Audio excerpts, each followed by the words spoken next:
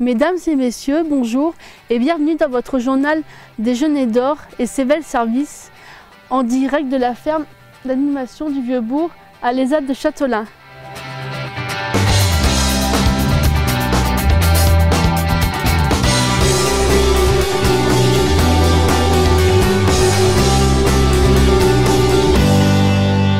Des ouvriers de l'ESAT ont vécu leur expérience du OD. Marilyn a été à la rencontre d'une d'entre elles. Alors Rachel, où étiez-vous allée? J'étais à Plouédern, à l'entreprise d'OTB.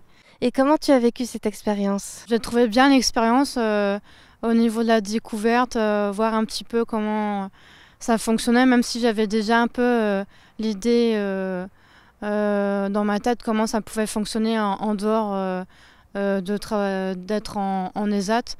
Donc vous étiez à deux sur ces journées. Comment s'est passé le duo? Bien, j'étais coachée par Claudie, donc, qui me suivait sur la journée, et puis d'une tutrice aussi qui me coachait aussi, qui était là sur la journée. Très bien, je te remercie Rachel. Sophie, c'est à toi. Au mois de juin a eu lieu une journée d'études interassociatives sur le thème du vieillissement organisée par les Papillons Blancs du Finistère. Et comme tous les ans, les Jeûners d'or et ses belles services ont réalisé leur assemblée générale. Un partenariat a eu lieu entre les Jeûners d'or et la Fondation Noroto pour l'obtention d'un nouveau véhicule adapté.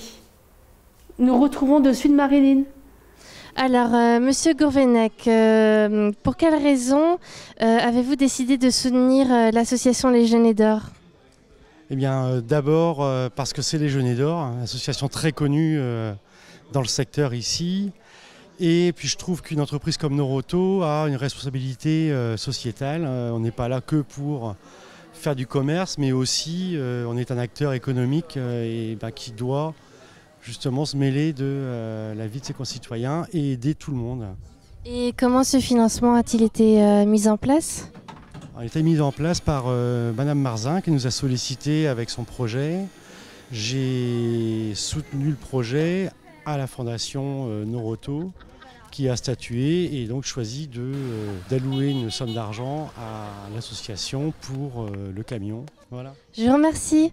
Sophie, c'est à toi. La masse de Poudamézo a reçu des vélos triporteurs grâce aux dons de la Fondation MMA. Comment est né ce projet?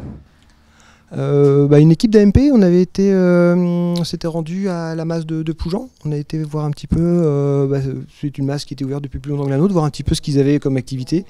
Et on avait bien repéré les triporteurs là, et on s'est dit que ce serait vraiment chouette qu'on puisse bénéficier, avoir la même chose chez nous. Parce que ça permet d'avoir une activité supplémentaire, une activité de plein air.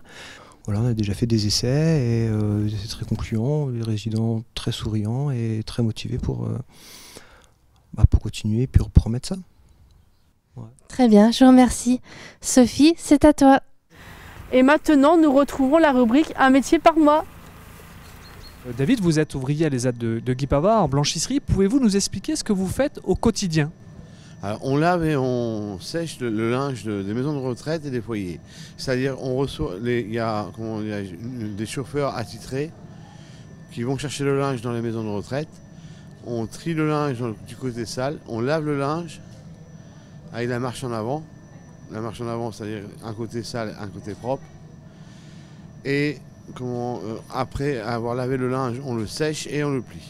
Et les chauffeurs livrent le linge propre aux maisons de retraite et au foyer. Quel genre de tâches vous faites, vous, à l'atelier?